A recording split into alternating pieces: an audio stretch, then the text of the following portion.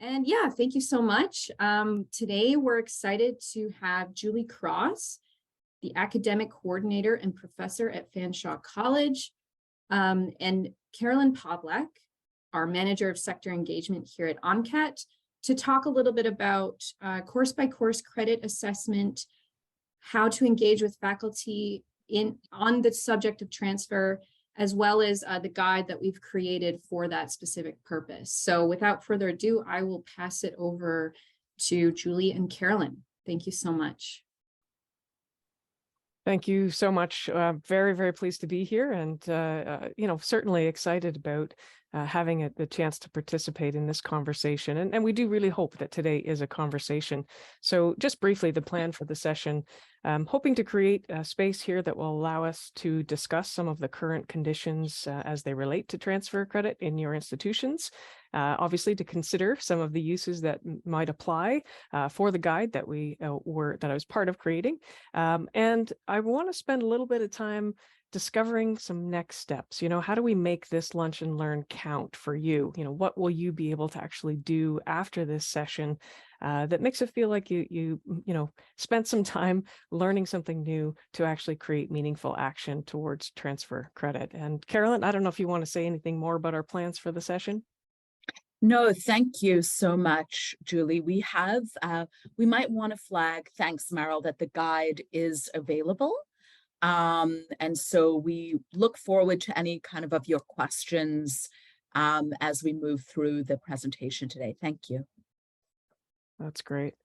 Now, I mean, certainly the rationale for this conversation, we know that a lot of progress has been made, but there is more work to be done. And I know that for me, certainly as a faculty member, I value tremendously the opportunity to think about how can we support students, how can we actually remove barriers so that students can be more successful and find those pathways that make them able to pursue their educational dreams. Carolyn, I'd love to hear some of your thoughts as well about sort of where this all came from and how we ended up with the guide. Sure. So we, as many around this virtual table will know, we've been doing a lot of work with transfer advisors over the past 5 years. And certainly the theme that kept coming up is, how do we engage faculty? How do we communicate with faculty? How do we rationalize the importance of understanding transfer credit with subject matter experts and senior administrators at our institutions? And so we brought together, actually the catalyst for this was really a discussion around how we engage faculty in the development or in participating in refreshing and revising the principles of credit transfer that ONCAT had developed almost at our inception, which was about 10 years ago. And so we brought together in, I want to say 2021. Meryl, is that the correct year? It's all a bit of a blur, Julie. Yes, that's correct. Thank you. So in January 2021, which both feels like yesterday and many lifetimes ago, we actually brought together a group of 6 faculty, Julie, one of those faculty, that represented all of our institution types, so the university, college, and Indigenous institute systems, to really talk about how not only do we think about the principles, but how do we translate them into tangible, concrete work that can drive policy and really institutional change at the institutional level. And so through a lot of brainstorming and generative thinking and hectic writing and good conversations, the guide developed from those early conversations. And Meryl, relatively new to our organization at that time, was able, with her knowledge mobilization expertise, was able to kind of collate those thoughts and translate it into the faculty guide, which we essentially refer to as a framework. So in So all to say is this didn't come out of the air. It came through a lot of consultation with the sector, and was developed essentially by a group of faculty. And we really were very excited in terms of the relevance and the content of this work. That's great. And you know, that's why I'm sitting here, having invested so much in those conversations, and you know, now having the benefit of a framework that's been developed. One of the scariest things for me anytime I participate in these great, wonderful initiatives is that all of that work is just going to land somewhere on a digital shelf and no one's going to do anything with it. So I appreciate and value so much the opportunity to get folks here thinking about how this guide might be utilized within your own areas.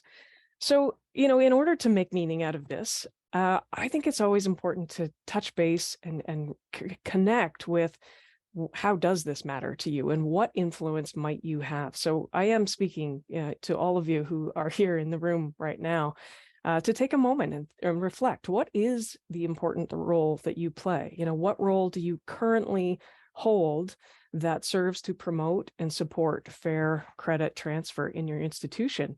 And I challenge you to sort of keep that question in mind as we consider some of the applications and some of the ways that we might be able to engage faculty in this really important work.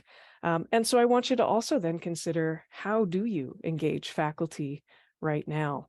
And I don't know what your plans were for this lunch and learn. Maybe you have a face full of spaghetti right now, but I was really hoping to open this up for conversation. So I would love to hear just some initial thoughts, some initial responses that have come up for you with respect to those two questions. You know, what role do you play in promoting and supporting credit transfer in your institution?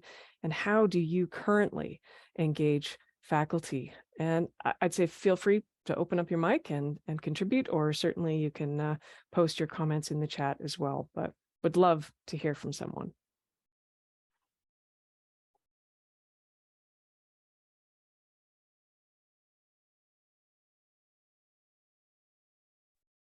Hi, Elizabeth Falaise from University of Windsor.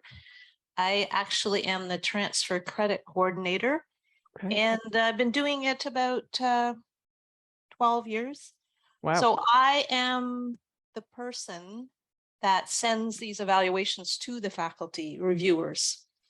And it's interesting that the timing of this, because we're in the process of trying to come up with some guidelines. So perhaps we could actually just use what ONCAT has developed. But engaging faculty is interesting. It's interesting how little, I should say, how little some faculty really the understanding of transfer credit and how to actually evaluate a course. Mm-hmm. We have a lot of faculty that don't understand it. A lot of faculty who are been around for many, many years, who are very kind of old school. And so our challenge is some of the faculty just really don't understand, and how to explain this to them and how to make them understand what to look for, what the result should be. Should it be if they come up with a result and you look at it and you go, that doesn't make sense. Right.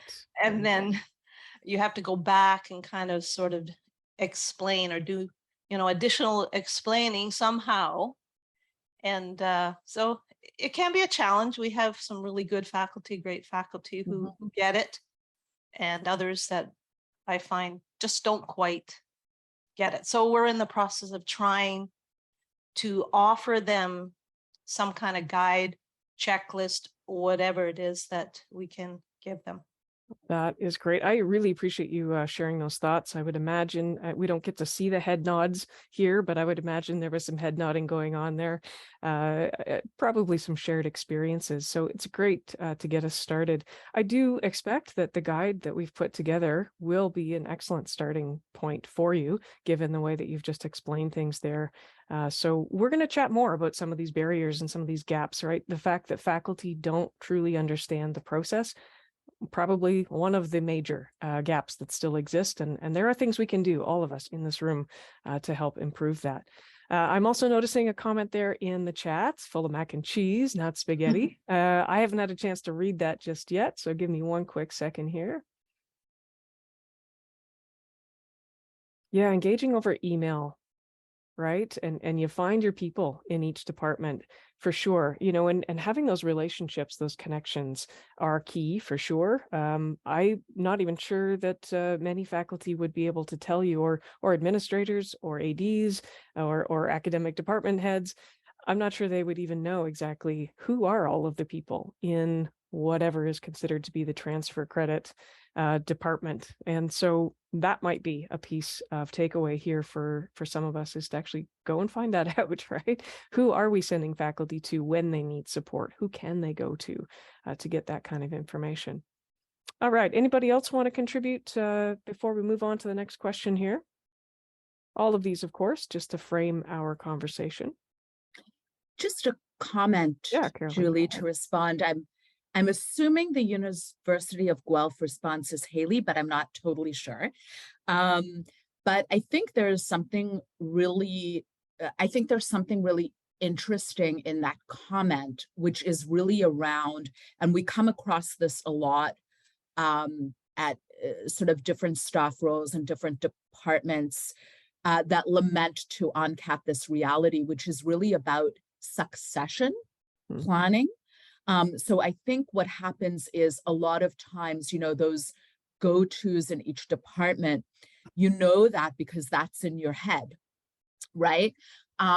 But a lot of these processes and policies are often in folks' heads, and they're not necessarily written or documented anywhere. So when new staff come or new faculty come, those processes have to sort of start from scratch again, and people get lost. So I think that was, I just wanted to flag that, because I think those are other conversations we're having where folks are starting to realize the importance of kind of creating baseline principles and policies at their institutions to ensure kind of consistency, not only across departments and across faculty, but just in terms of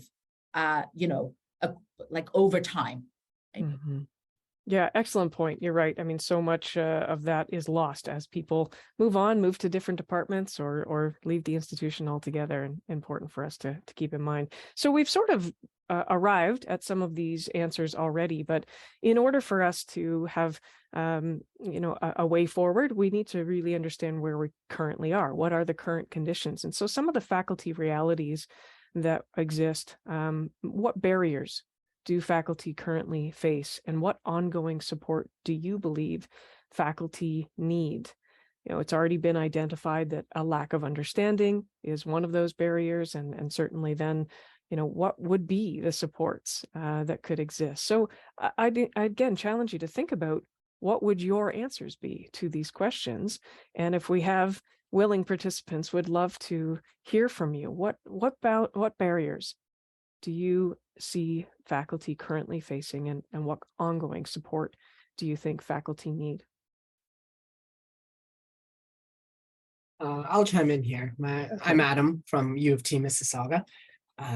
Just anecdotally seeing this at different campuses of U of T, as well as my previous institution in doing transfer credit for over 12 years now, wow, is that the faculty, when you reach out to them for an assessment of equivalency, they may not fully understand the impact that their speedy turnaround time could have on a transfer student accepting an offer of admission, right? Mm-hmm. So there are institutions that provide transfer credit on admission, like right when you get your offer of admission, but others, it takes time to assess.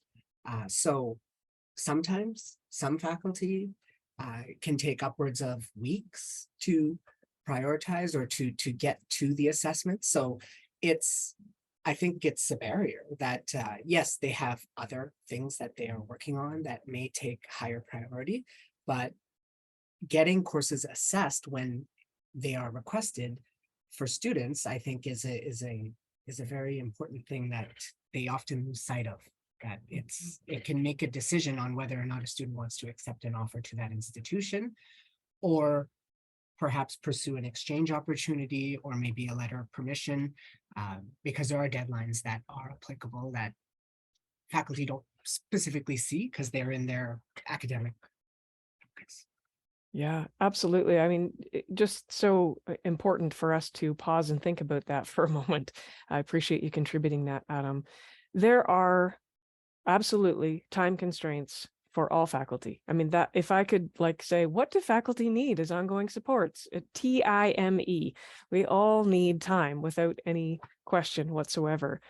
But you used a phrase there about prioritizing. And I certainly know that if I sat down with the faculty that I know, and I've, been an educator now for more than 25 years, I have not yet met a faculty person who, if they knew that their tardy support of a student was going to result in actually not being able to be accepted into the program or other kinds of impact, as you mentioned, that it wouldn't land. I mean, it would absolutely arise to the priority list if that was a piece of awareness. And so I do wonder, how do we elevate that understanding? How do we shift so that there is a small gap of time, at least, that is dedicated just standardly to the assessment of those things at those key pivotal points in time, whether it's during the admissions process or perhaps there are other key points in time, depending on your institution. And so I don't have the answer to that. And maybe you were hoping to come for answers, but this is really about what can we do then? Who do you go and talk to ensure that conversation shows up? And, for me, again, being a faculty member for quite some time, I don't have as much transfer experience as some of you have already indicated, but I know that as a faculty member, what my associate dean deems as important, or what the meeting agendas for our faculty school deems as important, what becomes the conversation, those things end up becoming an elevated, significant thing for me as a faculty member, because I'm surrounded in a culture and a community that says these things matter. And so I don't know what everybody in here, like what your role is, or at what point you come in contact with faculty.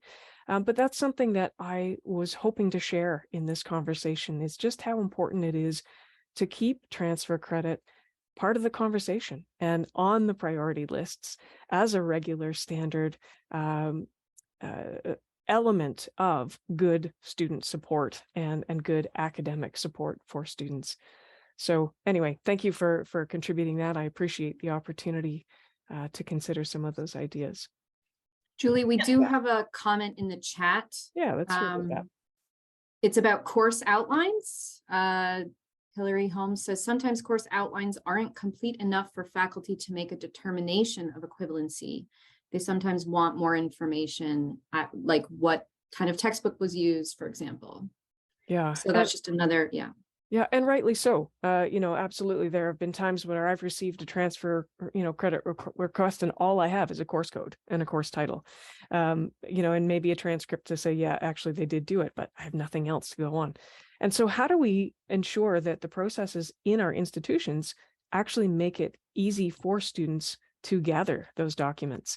I know that I'm from Fanshawe College, and there is now a fairly robust system for students of Fanshawe to be able to download their course outlines from even, 7-8 years ago, if they're looking to try and get credit at another institution as they complete or finish their studies at Fanshawe. That never existed before. And more I'm finding students, when I say to them, hey, go back to your institution and see if they have this kind of system. Is there a repository that you can quickly search or get support? More often than not, there is, but they didn't know about it. And so I think that's another key aspect of action that we can collectively take, A, to make sure that students know about that, B, that they're also coached to keep track of those documents because they may want to use those things in the future. A lot of students just get rid of everything after they have finished a course, but those course outlines, the syllabi, the textbook information, they're gold when it comes to transfer. And if students are aware of that, then I think also the faculty who receive those requests are better able to then coach students to go and get those materials as well. I'm from Windsor again. Yeah. I know at Windsor, the two biggest challenges are who is supposed to do the course assessments. We have department heads, we have instructors, we have undergraduate coordinators. So we have a variety of people. And that leads to an inconsistency, I find, with the evaluations. Mm-hmm. So we can have a temporary faculty who's gone May 1st. We have a different faculty doing in the same department, and they will result sometimes, if we have to get courses reevaluated, in a totally different result. I just find that the inconsistency sometimes amongst the faculty is a challenge as well. Yes, most certainly. And that was definitely identified in our conversations as we were developing the guide.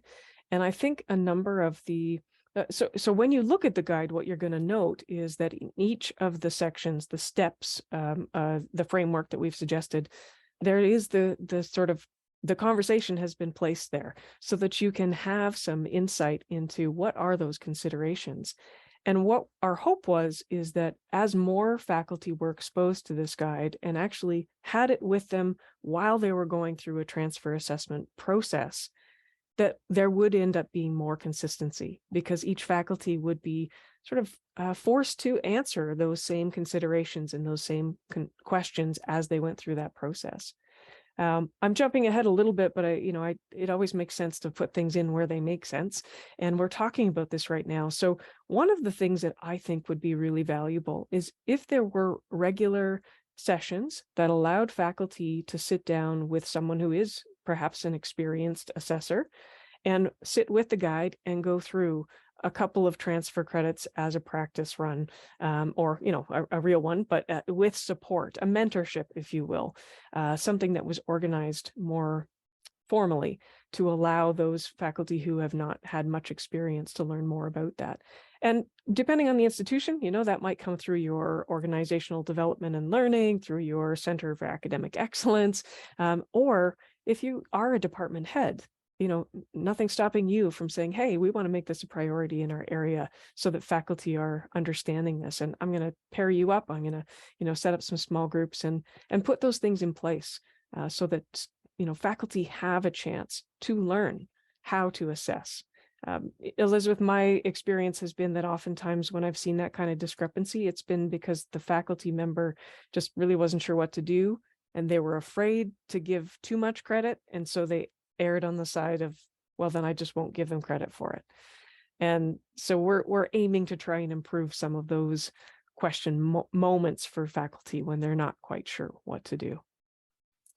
All right, great conversation. I think that one of the other ways that we can promote fair, timely credit transfer assessment is through making sure that credit transfer is highlighted. So this might seem like a strange question to insert at this time, but I'm curious.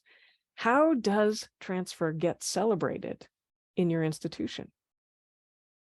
Can you think of any examples of how it's truly celebrated, not seen as a chore? Julie, before we dive in there, we do have, I think, I just wanted to flag that in terms of the one of the things we would recommend is for the institutions that haven't participated in the MAPIT project to really encourage you to apply, because I think what happens in this project is it really helps you look at your institution and look at the ways that decisions are being made and how that process is working, and where are the areas that, there are gaps and need improvement. And then it sort of supports that internal conversation. And we do, faculty are present for that. So I wanted to flag that as a possibility to kind of to tease that out. Victorina had a question that I'd like to address before we move forward around, maybe Julie, you could start, and then we can sort of follow up. For two courses to be equivalent, the learning outcomes, so this is a quote from page 12, for two courses to be equivalent, the learning outcomes should overlap significantly. To conduct a simple comparison, list the skills and knowledges from both courses side by side and determine if there is considerable consistency. So I think the question is, what does significantly mean in this context? And if a percent, is there a numerical value? Such a great question. And how are faculties trained to do it? So there's a few questions in there. Mm-hmm. And without any doubt, these are the nuances that make credit transfer difficult and challenging, and why it was difficult to establish a guide that had more black and white as opposed to these considerations. Because every institution, and depending on the program, right? If there's a program that has a regulating body, they may have, there must be an 80% equivalency in order for this course to be considered. And so the guide can't specify that because there will be other programs that maybe don't have those same kinds of restrictions or limitations. I think it really, it does boil down to a respect and a regard for faculty expertise. I mean, we do have content experts for a reason. And to be able to make that kind of comparative analysis, there is some assumption there, without question, that faculty will dedicate the time to sit down and make it is a value-based judgment.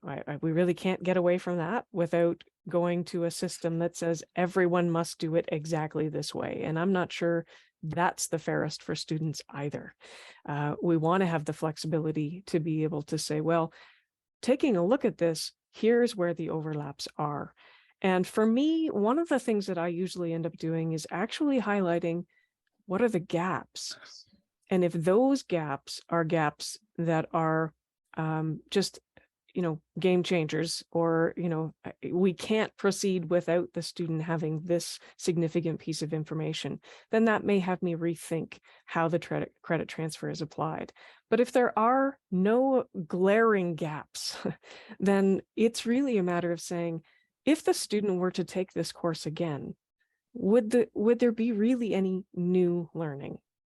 That's the point of credit transfer, is to ensure that students aren't relearning things they have already demonstrated their ability, through vocational learning outcomes. They've already learned that material.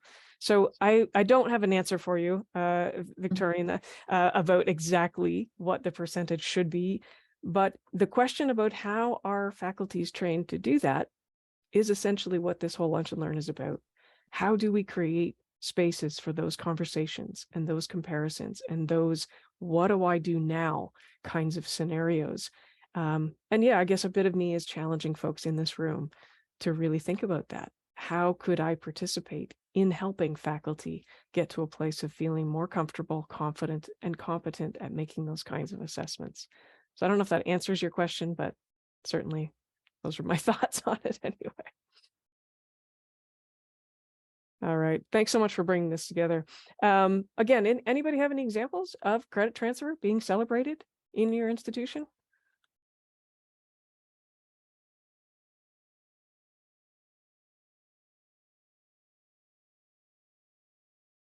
It's interesting, right?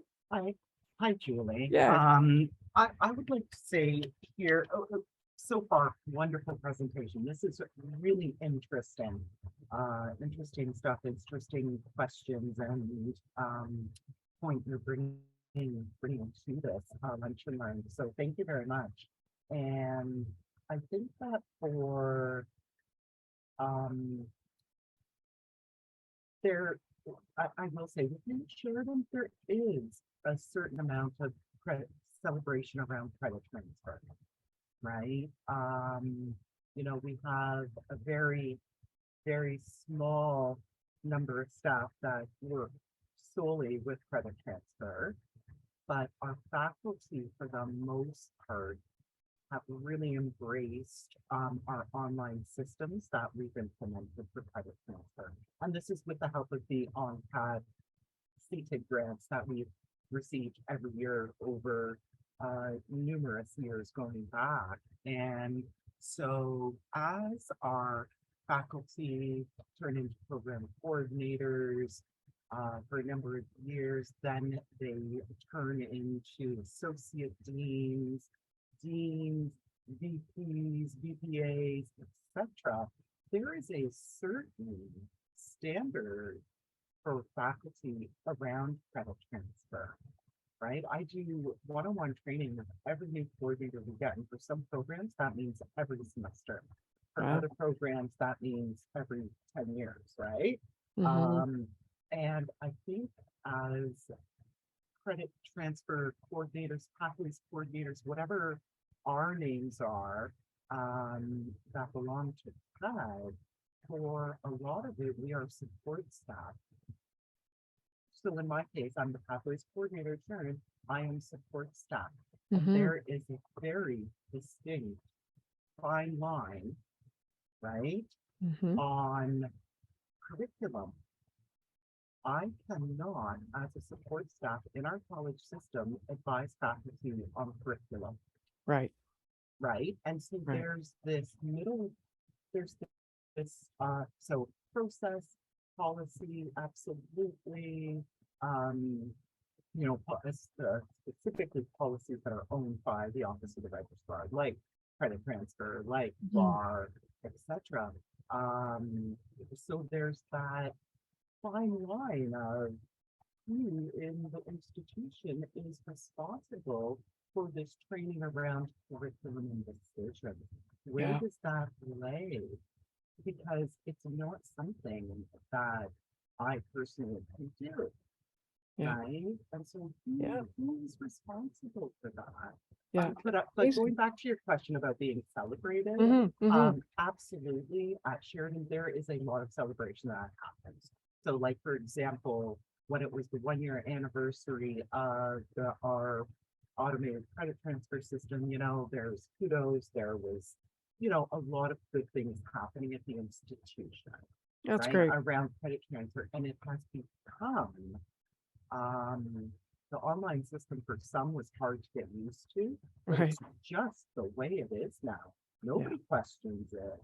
Nobody, people want to know about it and are happy to have the training. And, like I said, one of our current VPs was our a breadth faculty and our breadth coordinator. Right. Right. And I worked with him when we were designing the system and implementing the system. So, now when I look at our people that are in, decision making positions, they are so supportive of That's credit wonderful. transfer, and they don't forget about credit transfer. Mhm. They don't forget about pathway, right? It's Mhm. they know it, they think it, they support it, but they celebrate it. Yeah. What an excellent point too, Stephanie, that, when you've got that support from all of the levels within the institution, because let's face it, our institutions are still hierarchical. We know that, that support certainly continues to elevate the importance of transfer credit and that celebration. Now, one of the things that I'm wondering about, when I think about why do I invest in credit transfer as a faculty member, one of the major motivations for me is recognizing how that impacts the life of a student. And I have this dream. I'll take this moment to share it. My dream is that we will hear more student stories about how having credits assessed and being granted credits have actually changed the trajectory of their lives for the good. And I've heard a few of those stories. I just finished working with one right now, a woman who was trying to escape violence in another country and had to come very quickly here to Canada and had trouble finding all of her documentation and so on. To make the story short, you can imagine there were significant barriers there to being able to assess what in fact she had learned. But through the guide, using the guide, sitting down with the student as well, which I also sometimes do if there are concerns about gaps in knowledge, have a conversation. You know, this student is now one semester away from graduating, and it's a game changer, right? A whole family full of kids who all now have very soon a working parent, and without that credit transfer, she would have had to start all over from scratch. So I'd love to hear more stories like that. I would love to see them profiled on ONCAT. I would love to see them profiled in institutions, and see that there are spaces and places where students also understand that credit transfer is a thing, and that faculty do support that idea, and that the institution supports that idea. So, you know, it's something for you to think about as well. What can I do in my own institution that might, you know, be efforts toward celebrating and bringing to life the realities of the incredible impact of credit transfer when we do support students in that way. Now, I'm mindful of the time, so I'm just going to pop ahead a little bit here to the actual guide. We have already referenced and mentioned a little bit, given some of the history about where it came from, but some thoughts about how it might be used. You know, you brought up a really good point, Stephanie, about you can't coach a faculty member on curriculum, and there's sometimes that fine line and that tension, you know, if you will, of how do I advise when that person is considered to be the curriculum expert. I think you'll discover that the guide is organized in such a fashion that anyone in any position could introduce the guide to faculty and create a space for faculty to become familiar with working with those principles, because that's what it is. It's a framework. It's a guide that says what might I consider as I'm trying to assess credit. And so you won't be in a position to tell someone else how to evaluate curriculum.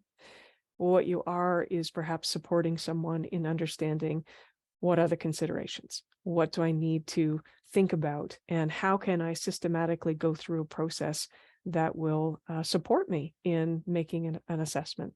So I'm hoping that the guide will be helpful in that way.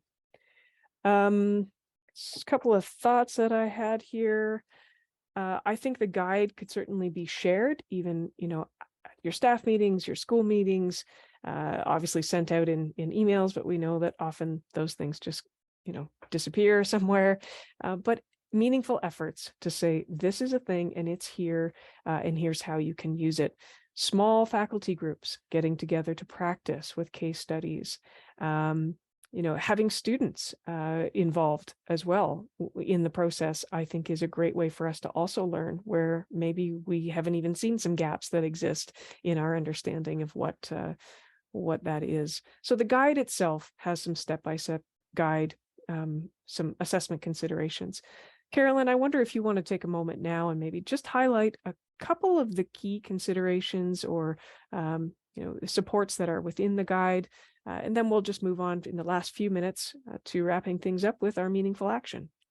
Thanks, Julie. And so we intentionally didn't go through step by step of what the guide incorporates, because you have the guide available. So, but I think we have sort of set principles. But one of the things I do want to articulate in terms of what the principles have in common is that, so examples are, you know, I just lost them. They were right in front of me. But I think one of the key pieces that we wanted to share about the guide is that what we're really asking institutions to think about and faculty to think about when they're making equivalency decisions is, what is the rationale behind the decision? And what is the efficacy of the rationale behind the decision? So, you know, if a student, if a faculty is saying, well, or an institution is saying, well, look, you know, at this institution, the student got 60% in this course. Our institution will only accept 70%, as an example. From ONCAT's perspective, the student got the credit at another institution.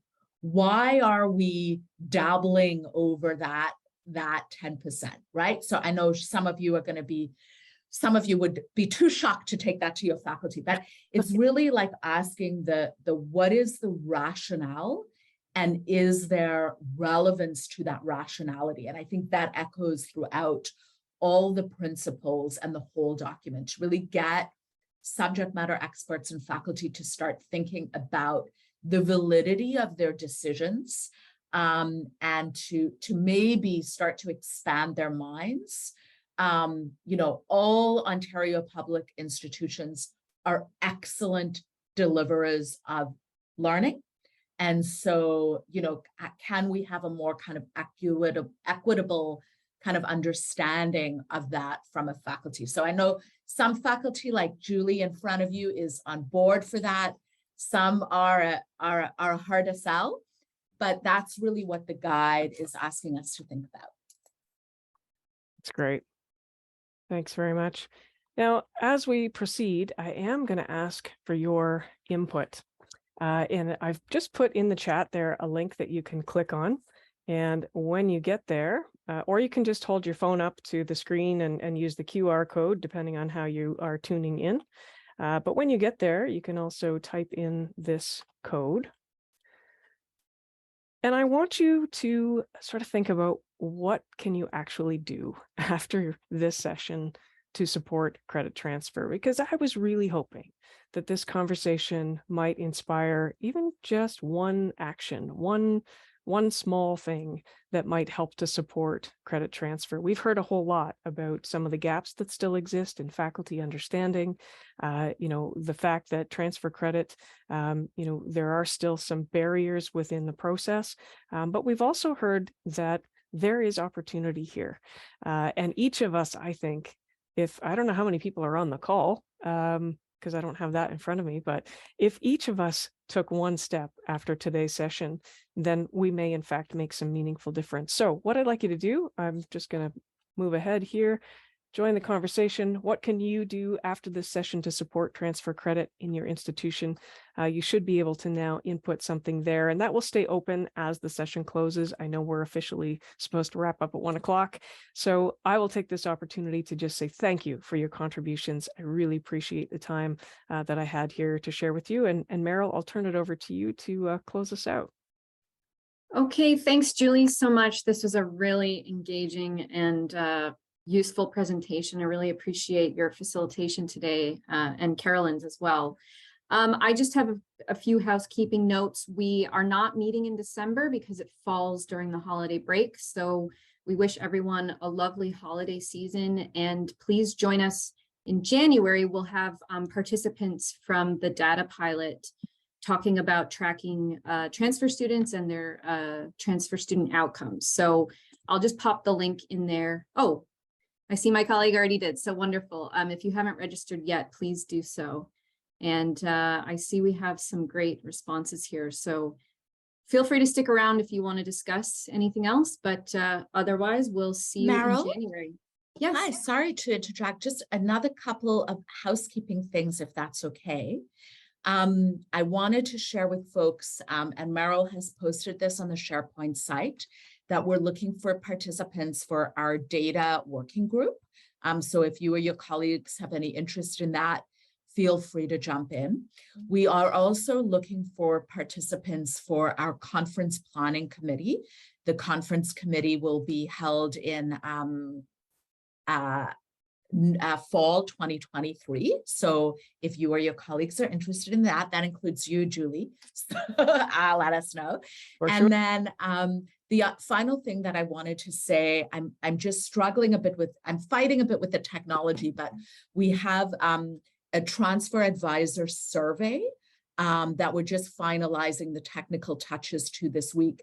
That should be out to the sector next week. We're encouraging you and as many of your transfer staff from your institutions to please fill in the survey. So more to come on that. Thank you. Okay, great. Thank you so much. Make sure you're on SharePoint. Right, sounds good. Thanks so much. All right. Bye, everyone.